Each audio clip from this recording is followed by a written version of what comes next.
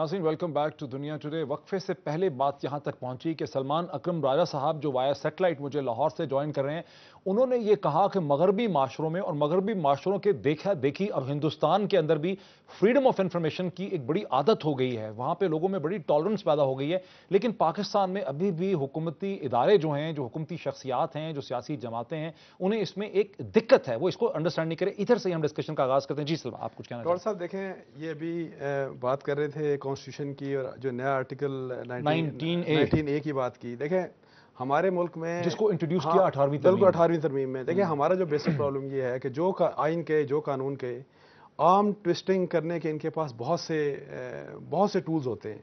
अब डॉक्टर साहब का प्रोग्राम इन्होंने से बंद कर दिया। जब आपने बोला मेरे भी ज़हन में चीज आ रही थी। अब देखें कि पाकिस्तान की इनकी मेंटालिटी, कानूनी जो सारी यानी सराउंडिंग्स हैं, बाउंड्रीज हैं, वो अपनी जगह पे रह गई। वो एक साइड पे हुकूमत पाकिस्तान ने 2007 में भी और उसके बाद दोबारा 2009 में ये रिपीटेडली करते हैं।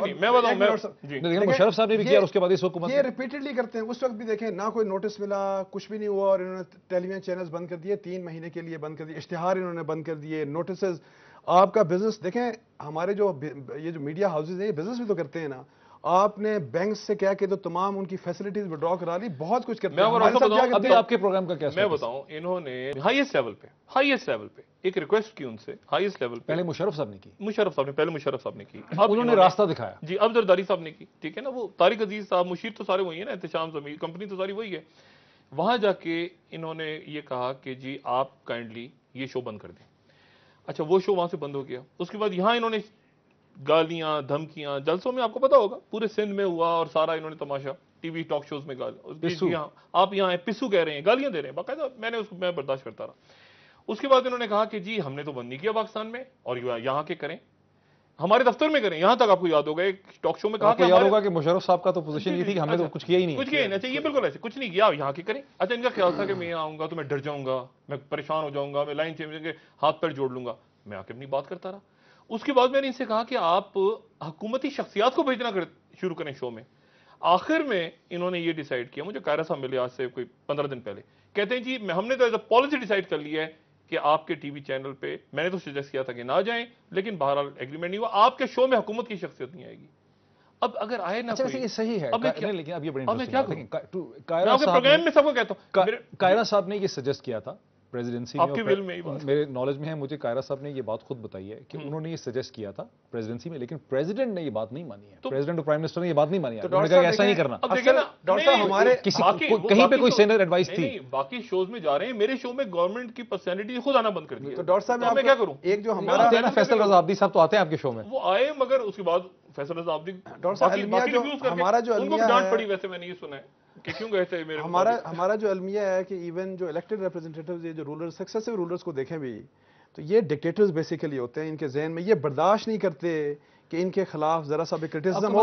हमारा देखें काम है, मेंटालिटी डिक्टेटोरियल है, लेकिन सेकेंडली ये चाहते हैं कि इनकी जो डकैतियां हैं, इनकी जो चोरियां हैं, जो ये जो खजाना हमारा लूट रहे हैं, जो लोगों का पैसा है, जो मेरा आपका और आम लोगों का पैसा है, जिस तरह इसको खाया जा रहा है, इसके ऊपर कवर टिका रहना चाहिए। और कोई भी इनको एक्सपोर्ट करप्ट हो जाए ना, ये कोई बात है, पेरोल पे आ जाए ना, कोई फिर कोई नहीं पूछता आप पैसे खाएं, पॉलिटिशियन के आप प्लॉट ले लें, करप्ट हो जाएं, और उसके बाद आप इनके लिए अच्छे हो।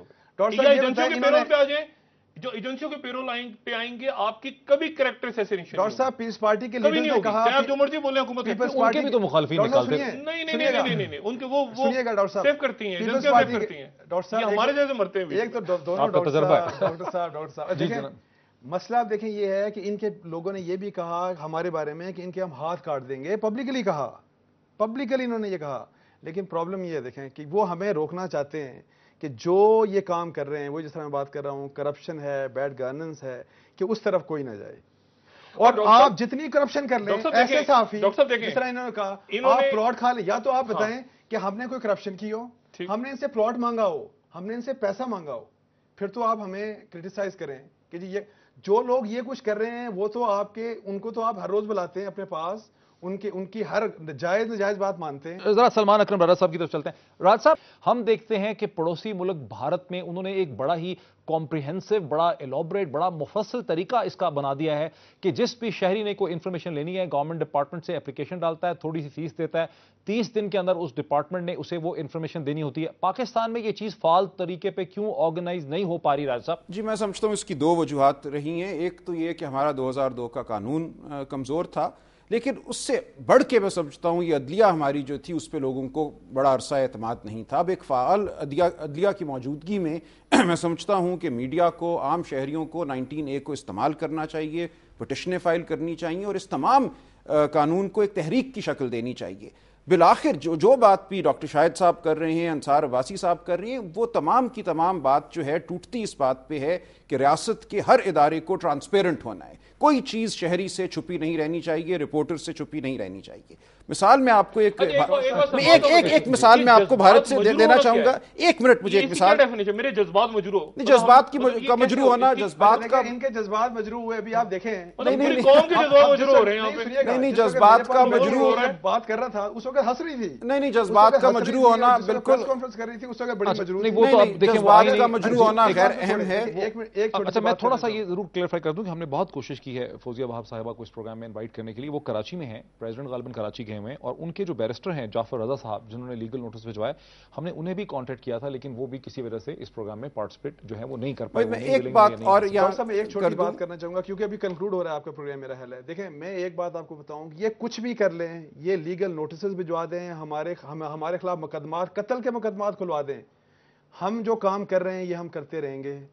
ہماری ان سے کوئی ذاتی دشمنی نہیں ہے، ہم اپنے ملک کے لیے یہ کام کرتے رہیں گے. بڑا مجھے ایک آخری سوال اٹھانے دیں راجہ صاحب سے.